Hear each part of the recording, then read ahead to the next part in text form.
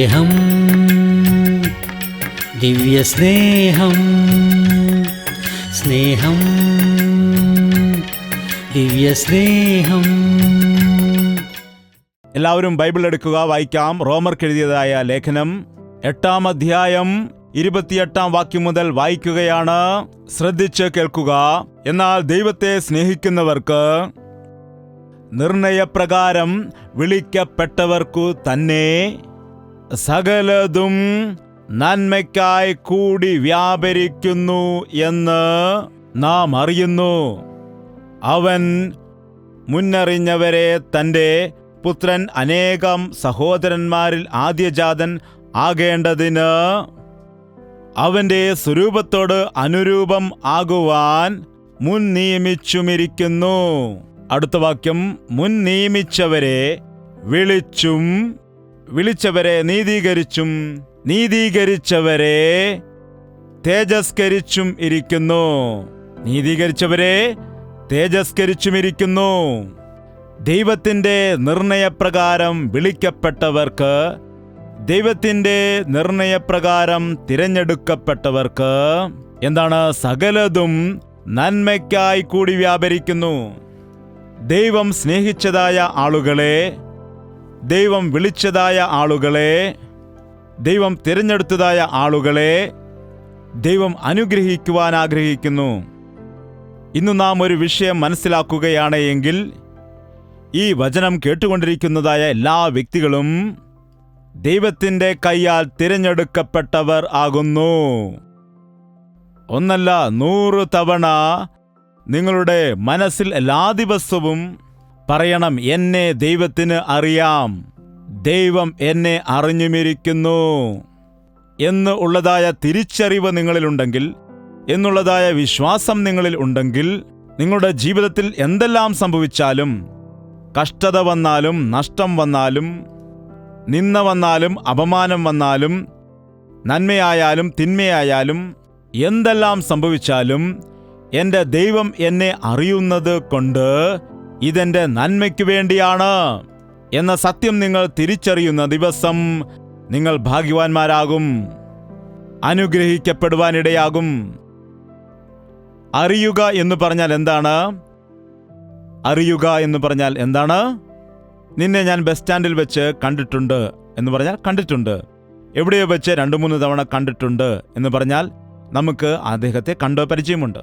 നിങ്ങളെ എല്ലാ ദിവസവും TV-യിൽ കൂടി ഞാൻ കാണുന്നുണ്ട് എന്ന് പറയുമ്പോൾ കണ്ടതായിട്ടുള്ള ഒരു പരിചയമുണ്ട്. എന്നാൽ അറിയുക എന്ന് പറഞ്ഞാൽ എന്താണ്? നിങ്ങൾ എവിടെയാണ് താമസിക്കുന്നത്? നിങ്ങളുടെ പേരെന്താണ്? നിങ്ങളുടെ ഫാമിലി ബാക്ക്ഗ്രൗണ്ട് എന്താണ്? നിങ്ങളുടെ ജോലി എന്താണ്? നിങ്ങളുടെ രീതികൾ എന്തൊക്കെയാണ് എന്നൊക്കെ തിരിച്ചറിയുന്നതാണ് അറിയുക എന്ന് പറയുന്നത്. ഈ ദിവസം യേശുക്രിസ്തു നമ്മെ കാണുന്ന വ്യക്തി മാത്രം അല്ല, നമ്മെ നന്നായി അറിയുന്ന ദൈവമാണ്. ദൈവത്തിൻ്റെ സന്നിധിയിൽ ഇരിക്കുന്ന സമയത്ത് ദൈവം നമ്മെ കാണുന്നുണ്ട് എന്നത് വാസ്തവമാണ്. എന്നാൽ ദൈവം നീ ഇവിടെ വരുന്നതിന് മുൻപ് എവിടെ നിന്നാണ് വരുന്നത് എന്നതും കാണുന്ന ദൈവമാണ്. അഹിയ പ്രവാചകന്റെ അടുക്കലേക്ക് യൊരോബെയാമിൻ്റെ ഭാര്യ വേഷം മാറിയിട്ട് പോകുവാൻ ഇടയായി. തൻ്റെ മകന് സൗഖ്യം ലഭിക്കുന്നതിനു വേണ്ടി രോഗക്കിടക്കയിലായിരിക്കുന്നു. ആ മകൻ ജീവിക്കുമോ മരിക്കുമോ എന്ന് ചോദിക്കുവാൻ അവിടേക്ക് പോകാനിടയായി. എന്നാൽ പ്രവാചകന്റെ അടുക്കലേക്ക് നേരെ പോകാതെ ഒരു രാജാവിൻ്റെ ഭാര്യയായിരിക്കുന്ന സമയത്ത് വേഷം മാറിയിട്ട് ഒരു അനാഥ എന്ന രീതിയിൽ, ഒരു വിധവയായ സ്ത്രീ എന്ന രീതിയിലേക്ക് പോകുവാനിടയായി. നാം നോക്കുമ്പോൾ അഹിയ പ്രവാചകൻ പറഞ്ഞതനുസരിച്ചാണ് യൊരോബെയാം രാജാവായത്. ആ പ്രവാചകന് രാജാവിനെ ഒരുപാട് ഇഷ്ടമാണ്. അതനുസരിച്ച് ഞങ്ങൾ ദൈവദാസന്മാർക്ക് നിങ്ങളെന്ന് വെച്ചാൽ ഇഷ്ടമാണോ അല്ലയോ? പറയൂ. അതായത് ഞങ്ങൾ നിങ്ങളെ അനുഗ്രഹിക്കാൻ ആശിക്കുമോ അതോ ശപിക്കുവാൻ ആഗ്രഹിക്കുമോ? അതാണ് ഞങ്ങൾക്ക് വരുന്നതായ അപകടമെന്ന്. എന്താണ്? നിങ്ങൾ തെറ്റു ചെയ്താലും ഞങ്ങൾ അനുഗ്രഹിക്കുവാൻ വേണ്ടിയാണ് ആശിക്കുന്നത്. നമ്മുടെ വിശ്വാസിയാണല്ലോ, നമ്മുടെ സഭയിലെ അംഗമാണല്ലോ, സ്തോത്രകാഴ്ച തരുന്നുണ്ടല്ലോ, ശുശ്രൂഷയിൽ ഭാഗവാക്കാകുന്നുണ്ടല്ലോ. നിങ്ങൾ നശിച്ചു പോകുന്നത് ഏതെങ്കിലും ദേവദാസന് ഇഷ്ടമാണോ? നിങ്ങളുടെ മക്കൾ നശിച്ചു പോകുവാൻ ദൈവദാസനായിരിക്കുന്ന ഞാൻ ആഗ്രഹിക്കുമോ? ഇല്ല. അതുകൊണ്ട് ഞങ്ങൾ എപ്പോഴും നിങ്ങളോട് ദയയുള്ളവരായിരിക്കും. അഹിയ പ്രവാചകന് യെരോബെയാമിനെ വളരെ ഇഷ്ടമാണ്. അവന്റെ ഭാര്യ കരഞ്ഞുകൊണ്ടുവരുന്നതായ സമയത്ത് പ്രവാചകൻ പെട്ടെന്ന് അതറിഞ്ഞ് സംസാരിക്കുമെന്ന് മനസ്സിലായപ്പോൾ ദൈവം അവനോട് അരുളി ചെയ്യുകയാണ്, ഇതാ യെരോബെയാമിന്റെ ഭാര്യ നിന്റെ അടുക്കിലേക്ക് വരുന്നുണ്ട്. വേഷപ്രച്ഛനയായിട്ടാണ് നിന്റെ അടുക്കിലേക്ക് വരുന്നത്. ഞാൻ അരുളി ചെയ്യുന്നത് പോലെ തന്നെ നീ അവളോട് പറയണം. ഒരു ദൈവത്തിന്റെ ദാസൻ ദൈവം പറഞ്ഞതുപോലെ ചെയ്യണം. പറയുവാൻ പറഞ്ഞ വാക്ക് പറയണം. എന്നാൽ ഇന്നത്തെ കാലത്തെ സ്ഥിതി വ്യത്യസ്തമാണ്.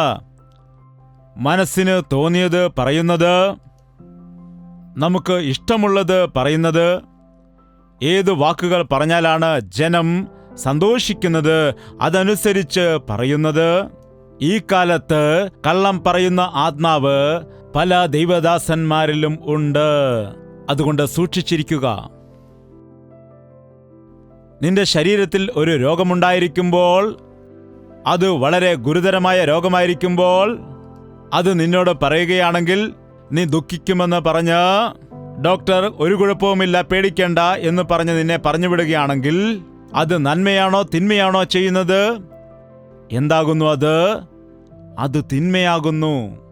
അതുപോലെ ഒരു ദൈവദാസൻ നിന്റെ ഹൃദയത്തിൽ ഉള്ള വിഷയങ്ങളെ ഉള്ളതുപോലെ തന്നെ പറഞ്ഞ്, നിന്റെ ഹൃദയം ദൈവത്തിന്റെ മുൻപാകെ ശരിയായിട്ടില്ല, നീ മാനസാന്തരപ്പെടുക എന്ന് ആ കാലത്ത് പത്രോസ് മന്ത്രവാദിയായ ശീമോനോട് പറയാനിടയായി.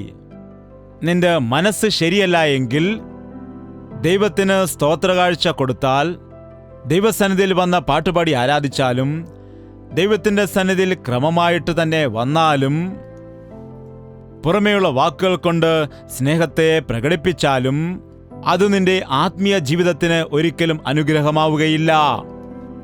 അത് നിനക്ക് നന്മയല്ല, തിന്മയാണ്. അകത്തേക്ക് പ്രവേശിച്ചപ്പോൾ തന്നെ പറഞ്ഞു, യെരോബെയാമിന്റെ ഭാര്യയെ, കഠിനമായ വർത്തമാനം നിന്നോട് പറയുവാൻ ദൈവം അരുളി ചെയ്തിരിക്കുന്നു.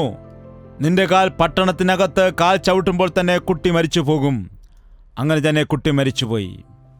കുട്ടി മരിച്ചുപോയതുകൊണ്ട് പശ്ചാത്തപിക്കുവാനുള്ള വഴി ഉണ്ടായി. ദാവീദ് പാപം ചെയ്തപ്പോൾ അതിന്റെ ശാപം കുഞ്ഞിന്റെ മേൽ വരാനിടയായി. ആ കുഞ്ഞിന് രോഗം പിടിപെടുവാൻ ഇടയായി. രോഗക്കിടക്കയിലായി. 7 ദിവസം ദാവീദ് ഉപവസിച്ചുകൊണ്ട് കണ്ണുനീരോടുകൂടി പ്രാർത്ഥിച്ചു. 7-ാം ദിവസം കുഞ്ഞ് രക്ഷപ്പെട്ടോ മരിച്ചുപോയോ? മരിച്ചുപോയി. അവൻ എഴുന്നേറ്റ് കുളിച്ച് വസ്ത്രം മാറാനിടയായി. ആളുകൾ വിചാരിച്ചു, ഇവനെന്താണ് ഇങ്ങനെ ചെയ്യുന്നത്? കുഞ്ഞിന് രോഗമുണ്ടായിരുന്ന സമയത്ത് ഉപവസിച്ച് പ്രാർത്ഥിക്കുവാനിടയായി. ഇതാ കുഞ്ഞ് മരിച്ചു കഴിഞ്ഞ സമയത്ത് കുളിച്ച് വൃത്തിയായി സമാധാനത്തോടെ ഇരിക്കുന്നു. നാം എന്താണ് ചെയ്യുന്നത്? മനുഷ്യൻ ജീവിച്ചിരിക്കുന്നതായ സമയത്ത് അവരെ തിരിഞ്ഞു നോക്കത്തില്ല, അവരെ സ്നേഹിക്കത്തില്ല. പിന്നെന്താണ്? മരിച്ചുപോയി കഴിഞ്ഞാൽ പിന്നെ എവിടെയുമില്ലാത്ത സ്നേഹമാണ് അവരോട് കാണിക്കുന്നത് നാം. അയ്യോ, എന്നെ വിട്ടുപോയേ, ഇനി ഞാൻ എങ്ങനെ ജീവിക്കും അമ്മേ? ജീവനോടുള്ളപ്പോൾ ഒരു നേരത്തെ ആഹാരം കൊടുക്കത്തില്ലായിരുന്നു. രോഗിയായിരുന്നപ്പോൾ ആശുപത്രിയിൽ കൊണ്ടുപോയിട്ട് ഒരു മരുന്ന് വാങ്ങിക്കൊടുത്തിട്ടില്ല. പിന്നെന്താണ്? മരിച്ചു കഴിഞ്ഞിട്ട് എവിടെയുമില്ലാത്ത സ്നേഹം കാണിക്കും. അത് വെറുതെയാണ്. മരിച്ചു പോയതായ വ്യക്തികൾക്ക് വേണ്ടിയല്ല, മരിക്കുവാൻ പോകുന്ന വ്യക്തികൾക്ക് വേണ്ടി നിങ്ങൾ കരയുക. ദൈവം നമ്മെ അറിയുന്നു, നമ്മുടെ പാപങ്ങൾ അറിയുന്നു, നമ്മുടെ ബലഹീനതകൾ അറിയുന്നു, നമ്മുടെ സങ്കടങ്ങൾ അറിയുന്നു, നമ്മുടെ സകലതും അവൻ അറിയുന്നു, നമ്മുടെ മനസ്സിന്റെ ചിന്തകൾ അറിയുന്നു, നമ്മുടെ ജീവിതത്തിലെ പ്രതികൂലങ്ങൾ അവൻ അറിയുന്നു. ഇന്ന് നിങ്ങൾ എല്ലാവരും ഇത് മനസ്സിലാക്കണം. ഒരു മനുഷ്യനും മറ്റൊരു മനുഷ്യന്റെ ഹൃദയത്തെ അറിയുവാൻ കഴിയില്ല. എന്നാൽ യേശുക്രിസ്തു നമ്മെ നന്നായി അറിയുന്നതായ ദൈവമാണ്. നിന്റെ ഹൃദയത്തെ അറിയുന്നതായ ദൈവമാണ്. നീ മനസ്സിൽ ആകുലതയോടെ ആയിരിക്കുമ്പോൾ, നിന്റെ മനസ്സിൽ നീ വളരെ ദുഃഖത്തോടെ ആയിരിക്കുമ്പോൾ, നിന്റെ ഹൃദയത്തിൽ നീ നിരാശ അനുഭവിക്കുന്നതായ സമയത്ത്, നീ ജീവിതത്തിൽ ഒറ്റപ്പെട്ടു പോയിട്ട് എവിടെയെങ്കിലും പോയിരുന്ന് നെടുവീർപ്പിടുന്നതായ സമയത്ത്, കണ്ണുനീർ ഒഴുക്കുന്ന സമയത്ത്, അനേകം ആളുകളുടെ ജീവിതത്തിൽ ഈ കാലത്ത് സന്തോഷം കാണുന്നില്ല. മനുഷ്യരുടെ മുൻപിൽ പോകുമ്പോൾ നന്നായിട്ട് കാണപ്പെടുന്നു. എന്നാൽ ഒറ്റയ്ക്കായിരിക്കുന്ന സമയത്ത് ചിലർ കൈകളിങ്ങനെ തിരിച്ചുകൊണ്ടിരിക്കുന്നത് കാണാം. ചില ആളുകൾ എന്താ ചെയ്യുക, എന്തൊരു ജീവിതമാണ്, എന്തൊരു മക്കളാണ്, എന്തൊരു കുടുംബമാണ്, അനുഭവിക്കുക തന്നെ. എന്താണ് ദൈവമേ ചെയ്യുന്നത്, എന്താണ് ആലോചിക്കുന്നത് ചോദിക്കുമ്പോൾ പറയുമ്പോൾ ഓ ഒരു വിഷയമില്ല, സുഖമായിരിക്കുന്നു എന്ന് പറയും. എന്താണ് അങ്ങനെ ഇരിക്കുന്നത്, ഒരു കുഴപ്പമില്ല, നന്നായിരിക്കുന്നു എന്ന് പറയും. എന്നാൽ നിന്റെ ഹൃദയത്തിൽ വരുന്നതായ നെടുവീർപ്പുകൾ, അവരുടെ ഞരക്കം ഞാൻ കേട്ടു എന്ന് പറഞ്ഞു. മിസ്രയീമിൻ ദേശത്ത് അടിമപ്പണി ചെയ്തുകൊണ്ടിരുന്നതായ ഇസ്രായേൽ മക്കൾ, അവരുടെ കഷ്ടതയിൽ, അവരുടെ നിലവിളി, അവരുടെ ഞരക്കം ഞാൻ കേട്ടു എന്ന് പറയുന്നു. അവരുടെ നെടുവീർപ്പുകൾ ഞാൻ കേൾക്കാനിടയായെന്ന്. ഈ ലോകത്തിൽ നാം ജീവിക്കുന്നതായ സമയം ഒരു മനുഷ്യനും നിന്റെ കണ്ണുനീർ തുടയ്ക്കുവാൻ കഴിയില്ല. തുടച്ചാലും അത് അവസാനിക്കില്ല. ഒരു മനുഷ്യനും നിന്റെ ഹൃദയത്തെ മനസ്സിലാക്കുന്നില്ല. മനസ്സിലാക്കിയാലും നിന്നെ സഹായിക്കുവാൻ കഴിയില്ല. എന്നാൽ യേശുക്രിസ്തു, നിന്നെ സൃഷ്ടിച്ചതായ സൃഷ്ടികർത്താവ്, നിനക്ക് രൂപം നൽകിയതായ ദൈവം, നീ പാപം ചെയ്തപ്പോൾ നിനക്ക് പകരം പ്രാണനെ ക്രൂശിൽ കൊടുത്ത് രക്തം കൊടുത്ത് നിന്നെ വിലയ്ക്ക് വാങ്ങിയവൻ, നിന്നെ അറിയുന്നു. നിന്നെ അറിയുന്നു. നഥനയേലിനെ കുറിച്ച് അവൻ പറഞ്ഞു, നഥനയേലേ, നീ അത്തിമരത്തിന്റെ ചുവട്ടിൽ ഇരിക്കുമ്പോൾ തന്നെ ഞാൻ നിന്നെ അറിഞ്ഞതാണ്. അന്ത്രയോസും പത്രോസും വന്നിട്ട് നഥനയേലിനെ കുറിച്ച് പറയുമ്പോൾ യേശു പറയുകയാണ്, അവനെ മുൻമേ എനിക്കറിയാം. അവൻ അത്തിമരത്തിന്റെ ചുവട്ടിൽ ഇരിക്കുമ്പോൾ തന്നെ ഞാൻ അവനെ അറിഞ്ഞതാണ്. അതായത് ആ കാലത്ത് ആ മരത്തിന്റെ ചുവട്ടിൽ ഇരുന്നിട്ട് ധ്യാനിക്കുമായിരുന്നു, പ്രാർത്ഥന ചെയ്യുമായിരുന്നു. നീ പ്രാർത്ഥിക്കുന്നതായ വിഷയം എനിക്ക് അറിയാം. നിങ്ങളിൽ എത്ര ആളുകളുണ്ട് പ്രാർത്ഥിക്കുന്നവർ? എല്ലാവരും പ്രാർത്ഥിക്കുന്നുണ്ട്, എനിക്ക് നന്നായി അറിയാം. ശരിയാണോ? എല്ലാവരും പ്രാർത്ഥിക്കുന്നുണ്ടോ? അതോ കുറച്ചു പേരേ ഉള്ളോ? ദയവ് ചെയ്ത് ഇന്നു മുതൽ എല്ലാവരും പ്രാർത്ഥിക്കുവാൻ ശ്രദ്ധിക്കുക. പ്രാർത്ഥന ഉപേക്ഷയായി കേട്ടോ. ശരി, യേശുവാണെങ്കിൽ നമ്മുടെ പ്രാർത്ഥന കേൾക്കുന്നതിന് വേണ്ടി എപ്പോഴും കാത്തിരിക്കുകയാണെന്നാണ് പറയുന്നത്. നീ രാത്രി സമയത്ത് കർത്താവ് നിന്റെ ബെഡിന്റെ അരികെ വന്നിട്ട് പറയും, പാവം ക്ഷീണിച്ചത് കൊണ്ടാണ്, രാവിലെ സംസാരിക്കുമായിരിക്കും, പകൽ ഒരുപാട് ക്ഷീണിച്ചു പോയി, ഒരുപാട് കഷ്ടപ്പെട്ട് അവൻ ജോലിയൊക്കെ ചെയ്യുന്നുണ്ട്, ഒരുപാട് അധ്വാനിക്കുന്നുണ്ട്, പല പല പ്രശ്നങ്ങളാൽ ഭാരപ്പെട്ടുകൊണ്ടേയിരിക്കുന്നു, എന്നോട് പറഞ്ഞാൽ ഞാൻ വിടുവിക്കുമല്ലോ എന്ന് പറഞ്ഞ് അതിരാവിലെ നിന്റെ കട്ടിലിന്റെ അരികിൽ വന്നിട്ട് കാത്തു നിൽക്കുവാനിടയാകുമെന്നാണ്. എപ്പോൾ എഴുന്നേൽക്കും എന്ന് പറഞ്ഞ് ഡിസ്റ്റർബ് ചെയ്യാതെ അവിടെ നിൽക്കുമെന്നാണ്. നോക്ക്, എൻ്റെ മകൻ എഴുന്നേറ്റു, എന്നോടിപ്പോൾ സംസാരിക്കും എന്ന് വിചാരിക്കുമ്പോൾ നീ ഉറക്കപ്പിച്ചയിൽ തന്നെ നിന്റെ കൈകൊണ്ട് ഇങ്ങനെ തപ്പും. എൻ്റെ മകൻ എൻ്റെ വചനം തപ്പുകയാണെന്ന് വിചാരിക്കുമ്പോൾ നീ എന്താണ്? സെൽഫോണാണ് തപ്പുന്നത്. സെൽഫോൺ എടുത്തിട്ട് ഏതെങ്കിലും മെസ്സേജ് വല്ലതും വന്നോ, രാത്രി ഏതെങ്കിലും മിസ് കോളുകൾ വന്നിട്ടുണ്ടായിരുന്നോ എന്ന് നോക്കുന്ന സമയത്ത് നിന്റെ അടുത്ത് നിൽക്കുന്നതായ കർത്താവ്, സാരമില്ല, ഫോൺ നോക്കിയിട്ട് അവൻ എന്നോട് സംസാരിക്കുമെന്ന് വിചാരിച്ച് അവിടെ തന്നെ കാത്തു നിൽക്കുമ്പോൾ നീ നേരെ എഴുന്നേറ്റിട്ട് ബാത്റൂമിലേക്കാണ് പോകുന്നത്. നീ ബാത്റൂമിൽ കയറിയിട്ട് പേസ്റ്റും ബ്രഷും എടുത്തിട്ട് എന്ന് പല്ല് തേക്കുമ്പോൾ കർത്താവ് വിചാരിക്കും, പാവം അവൻ പല്ല് തേക്കുകയാണ്, ഇപ്പോൾ ഡിസ്റ്റർബ് ചെയ്യുവാൻ പാടില്ല. ഉറക്കച്ചടവിൽ എന്നോട് സംസാരിക്കാതെ അവൻ മുഖമൊക്കെ കഴുകി പല്ല് തേച്ച് ഫ്രഷായിട്ട് എന്നോട് സംസാരിക്കാൻ തുടങ്ങിയായിരിക്കും. എത്ര നല്ലവനാണവൻ. അവൻ മുഖം കഴുകിയിട്ട് എന്നോട് സംസാരിക്കുമെന്ന് പറഞ്ഞ് കാത്തു നിൽക്കുമ്പോൾ മുഖം തുടച്ചിട്ട് അവൻ നേരെ ആഹാരം കഴിക്കാനായിട്ട് പോകും.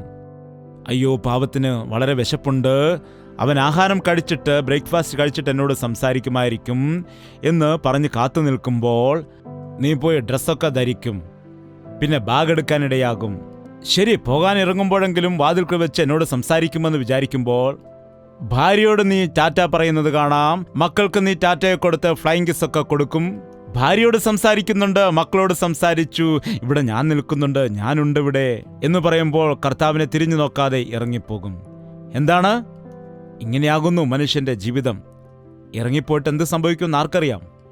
എന്തെങ്കിലും പറ്റിയാൽ എവിടേക്കാണ് പോകുന്നത്? എവിടേക്ക് പോകും? നിങ്ങൾ വീട്ടിൽ നിന്ന് വെളിയിലേക്ക് പോകുമ്പോൾ പ്രാർത്ഥിക്കാറുണ്ടോ? രാവിലെ ഉണർന്നാൽ ഉടൻ തന്നെ കർത്താവെ ഒരു ദിവസം നൽകിയതിനായിട്ട് നന്ദിയെന്ന് പറയുമോ? ആഹാരം കഴിക്കുന്നതിന് മുൻപ് ആഹാരത്തെ ശുദ്ധീകരിക്കണമേ എന്ന് നിങ്ങൾ പ്രാർത്ഥിക്കാറുണ്ടോ? നിങ്ങൾ വസ്ത്രം ധരിക്കുമ്പോൾ കർത്താവെ എനിക്ക് നല്ല വസ്ത്രമുണ്ട്, ഇല്ലാത്തവർ എത്ര ആളുകളുണ്ട് എന്ന് പറഞ്ഞ് കർത്താവിനെ സ്തുതിക്കാറുണ്ടോ? നിങ്ങൾ വെളിയിലേക്ക് പോകുമ്പോൾ കർത്താവെ നിന്റെ സാന്നിധ്യം എൻ്റെ കൂടെ എപ്പോഴും ഉണ്ടായിരിക്കണമേ എന്ന് പ്രാർത്ഥിക്കാറുണ്ടോ? എന്താണ് സംസാരിക്കാതിരിക്കുന്നത്?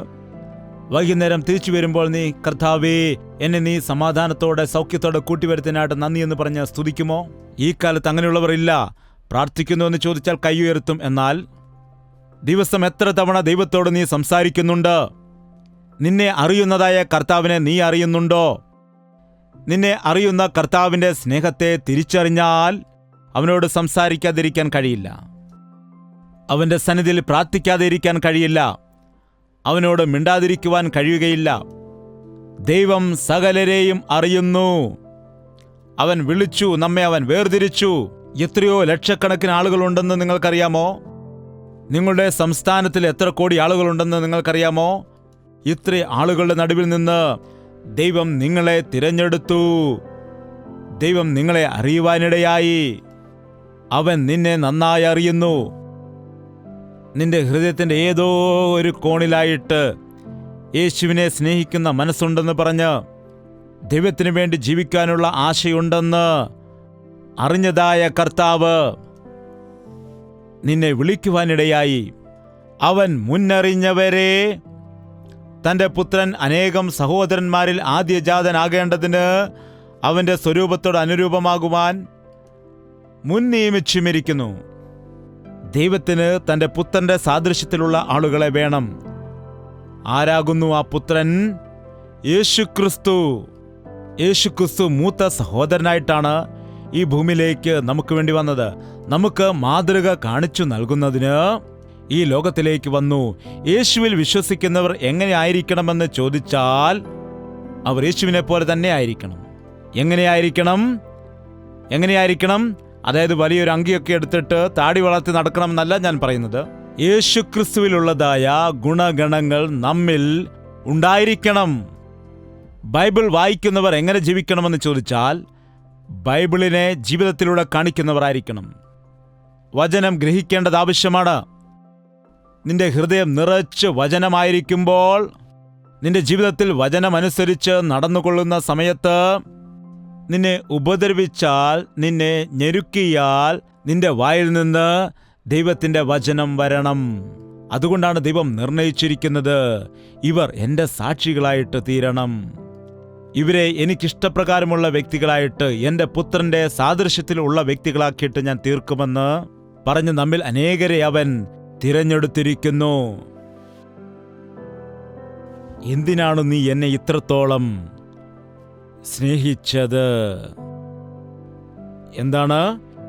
എന്തുകൊണ്ടോ എന്നെ നീ തിരഞ്ഞെടുത്തത്, ഈ ചീത്തയായ എന്നെ നീ ഇന്ന് തിരഞ്ഞെടുത്തത്. എന്തുകൊണ്ടാണ്? നല്ലവനായതുകൊണ്ടാണോ? ബുദ്ധിയുള്ളവനായതുകൊണ്ടാണോ? എന്തുകൊണ്ടാണ് അവൻ തിരഞ്ഞെടുത്തത്? വിഗ്രഹങ്ങളെ ഉണ്ടാക്കിക്കൊണ്ടിരുന്നതായ അബ്രഹാമിനെ ദൈവം തിരഞ്ഞെടുക്കുവാനിടയായി. അവനിൽ സത്യം അന്വേഷിക്കുന്നതായിട്ടുള്ള ഒരു മനസ്സുണ്ട്. ദൈവത്തെ അന്വേഷിക്കുന്ന ഹൃദയമുണ്ട്. ദൈവത്തിനു വേണ്ടി ജീവിക്കണമെന്നുള്ള ആഗ്രഹമുണ്ട്. അവനെ തിരഞ്ഞെടുത്തുകൊണ്ട് ഒരു ജനമായിട്ട്, അനുഗ്രഹിക്കപ്പെട്ട ഒരു ജനമായിട്ട് മാറ്റി. ഇന്നിവിടെ ഈ വചനം കേൾക്കുന്ന ആളുകളിൽ ആരെയൊക്കെയാണോ ദൈവം വിളിച്ചിരിക്കുന്നത്, തിരഞ്ഞെടുത്തിരിക്കുന്നത് എന്നെനിക്കറിയില്ല. എന്നാൽ ഇത്ര വലിയ സമൂഹത്തിൽ ചില ആളുകളുണ്ടിവിടെ. ഞാൻ നിങ്ങളോട് എല്ലാവരോടും വചനം പറയുന്നത് വിട്ടിട്ട് ആ കുറച്ചു പേരോട് മാത്രം പറയാനാണ് ആഗ്രഹിച്ചത്. ആ ദൈവത്തിൻ്റെ തിരഞ്ഞെടുപ്പുള്ളതായ, ദൈവത്തിൻ്റെ വിളി ഉള്ളതായ, ദൈവത്തിൻ്റെ പദ്ധതിയുള്ളതായ വ്യക്തിയായ നീ ഇവിടെ ഉണ്ടെങ്കിൽ, നീ ഈ വചനം കേൾക്കുകയാണെങ്കിൽ, നീ ദൈവത്തിൻ്റെ ഹിതത്തെ അനുസരിച്ചാൽ നിന്നിൽ കൂടി അവരിൽ ഒരുവൻ 1000 പേരായി മാറും. എണ്ണമില്ലാത്ത വലിയ ഒരു ജനക്കൂട്ടമായി മാറുമെന്ന് ദൈവത്തിൻ്റെ വചനം പറയുന്നു. നിന്നെ അറിയുന്ന കർത്താവ്, നിന്നെ സ്നേഹിക്കുന്ന കർത്താവ്, നിനക്ക് വേണ്ടി പ്രാണൻ നൽകിയ ദൈവം, നീ അവനെപ്പോലെ ആകണമെന്നും നിന്നിലുള്ള പഴയ പാപത്തിൻ്റെ സ്വഭാവത്തിൽ നിന്ന് വിടുവിക്കപ്പെടണമെന്നും, അതുപോലെ ഇങ്ങനെയുള്ള വചന സന്ദേശങ്ങളിൽ കൂടിയും മറ്റു കൂട്ടായ്മയിൽ കൂടിയും നിന്നോട് സംസാരിക്കാനും ആഗ്രഹിക്കുന്നു. പ്രാർത്ഥന. എല്ലാവർക്കും എഴുന്നേറ്റ് നിൽക്കാം. നിന്നെ അറിയുന്ന കർത്താവ്, നിന്റെ കുടുംബ പ്രശ്നങ്ങൾ അറിയുന്ന കർത്താവ്, ഭാര്യയുടെയും ഭർത്താവിന്റെ മധ്യയിലുള്ള പ്രശ്നങ്ങൾ അറിയുന്ന കർത്താവ്, നിന്റെ സകല പ്രശ്നങ്ങളും അറിയുന്ന കർത്താവ്. ശരീരം രോഗബാധിതമായിരിക്കുന്നു, രോഗം ഗുരുതരമായിരിക്കുന്നു, അധികം നാൾ ജീവിക്കാൻ സാധ്യതയില്ല, പക്ഷപാത രോഗമാണെന്ന്, ഹാർട്ടിനെ സംബന്ധിച്ച രോഗമാണെന്ന്, കിഡ്നിയെ സംബന്ധിച്ച രോഗമാണെന്ന്, എന്റെ അവിവേകം നിമിത്തം എയ്ഡ്സ് രോഗം വരുത്തി വെച്ചിട്ട് എന്റെ മക്കൾക്കും അതിപ്പോൾ ബാധിച്ചിരിക്കുന്നു എന്ന് വിഷമിക്കുന്നതായ സഹോദര, ക്രിസ്തുവിന്റെ രക്തം സകല ദുർനീതിയിൽ നിന്നും നിന്നെ വിശുദ്ധനാക്കി മാറ്റുമെന്ന് വിശ്വസിക്കൂ. ഒരത്ഭുതം ഇന്ന് തന്നെ സംഭവിക്കും. സകല ശാപത്തെയും നസറേന യേശുക്രിസ്തുവിന്റെ നാമത്തിൽ ഇന്ന് ശാസിച്ചകറ്റുകയാണ്. അന്ന് കാൽവരി ക്രൂശിൽ ഞങ്ങൾക്ക് വേണ്ടി കാൽവരി ക്രൂശിൽ ചൊരിഞ്ഞതായ വിലയേറിയ രക്തം എല്ലാവരുടെയും ജീവിതത്തിലേക്ക് പകരണമേ.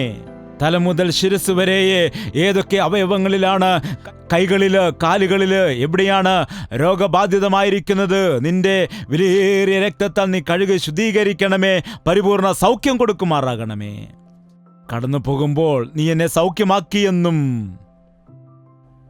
എന്റെ ഹൃദയത്തെ നീ മാറ്റിയെടുത്തുവെന്നും എന്റെ കർത്താവിന്റെ സ്വരം ഞാൻ കേട്ടുവെന്നും എന്റെ ചുറ്റുപാടുമുള്ള ആളുകൾക്ക് സാക്ഷ്യം പറയുന്നതിനായിട്ട് നിന്റെ പരിശുദ്ധാത്മാവിനെ ഞങ്ങളിലേക്ക് നീ അയക്കണമേ. നിന്നാൽ അനുഗ്രഹിക്കപ്പെട്ട് ബലപ്പെട്ട് അവരുടെ ഹൃദയത്തിന്റെ ആഗ്രഹങ്ങൾ നിറവേറ്റപ്പെട്ട് ഒരു കണ്ണും കണ്ടിട്ടില്ലാത്ത, ഒരു ചെവിയും കേട്ടിട്ടില്ലാത്തതായ അനുഗ്രഹങ്ങൾ അവരുടെ ജീവിതത്തിൽ പ്രാപിച്ചെടുത്തുകൊണ്ട് കടന്നു പോകാനായിട്ട് ഞങ്ങളെ സഹായിക്കണമേ. നിന്റെ പരിശുദ്ധാത്മാവിന്റെ സാന്നിധ്യം ഞങ്ങളുടെ കൂടെ അയക്കണമേ. പരിശുദ്ധനായ സ്നേഹമുള്ള പിതാവേ, ഒരിക്കൽ കൂടി നിന്റെ മക്കളെ നീ ദർശിക്കണമേ. എത്രയോ തവണ നിന്റെ വിളി അവർക്ക് വെളിപ്പെടുത്തിയതാണ്. ഈ ദിവസം നിന്റെ വിളി കേൾക്കുന്നതായ എല്ലാ വ്യക്തികളെയും അവർ തിരിച്ചറിയണം. എൻ്റെ കർത്താവ് എന്നെ വിളിച്ചിരിക്കുന്നുവെന്ന്, എന്നെ തിരഞ്ഞെടുത്തിരിക്കുന്നുവെന്ന് കരങ്ങൾ ഉയർത്തി നിൽക്കുന്ന എല്ലാ വ്യക്തികളെയും നീ അനുഗ്രഹിക്കുമാറാകണമേ. അവരെ മുറുകെ പിടിക്കണമേ, അവരെ ചേർത്ത് പിടിക്കണമേ, അവരെ കരം പിടിച്ച് നടത്തണമേ. അവർ ഏതവസ്ഥയിലാണ് എങ്കിലും, അവർ ഏത് ദുഃഖത്തിലായാലും, ഏത് കണ്ണുനീരിന്റെ അവസ്ഥയിലായാലും, ഏത് പ്രതികൂലത്തിൽ ആയാലും അവരെ എഴുന്നേൽപ്പിക്കുവാൻ നീ മതിയായവനാണല്ലോ. നടത്തുന്ന ദൈവം നീയാകുന്നുവല്ലോ. നിന്റെ സ്വത്തായിരിക്കുന്ന നിന്റെ ജനത്തെ അഭിഷേകിച്ച് അവരെ നടത്തണമേ. നിന്റെ സാക്ഷികളായി ഉപയോഗിക്കണമേ, ദൈവദാസന്മാരായി ഉപയോഗിക്കണമേ, ശുശ്രൂഷകന്മാരെ ഉപയോഗിക്കണമേ, ഗായകന്മാരായി ഉപയോഗിക്കണമേ, സഹായം ചെയ്യുന്നവരായി അവരെ ഉപയോഗിക്കണമേ. ചിലരെ സുവിശേഷകന്മാരായും, ചിലരെ പ്രവാചകന്മാരായും, ചിലരെ ഇടയന്മാരായിട്ടും, മറ്റു ചിലരെ അപ്പോസ്തലന്മാരായിട്ടും അന്ന് തന്നെ നീ തിരഞ്ഞെടുത്തിട്ടുണ്ടല്ലോ.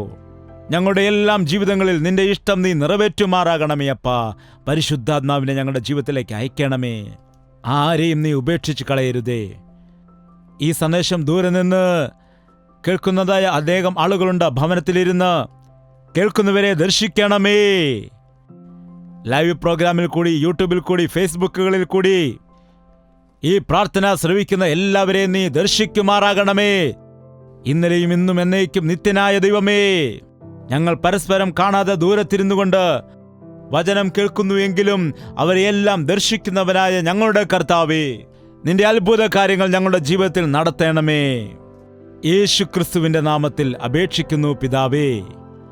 ആമേൻ, ആമേൻ, ആമേൻ. യേശുവേ, യേശുവേ, യേശുവേ, യേശുവേ, യേശുവേ, യേശുവേ, യേശുവേ, യേശുവേ.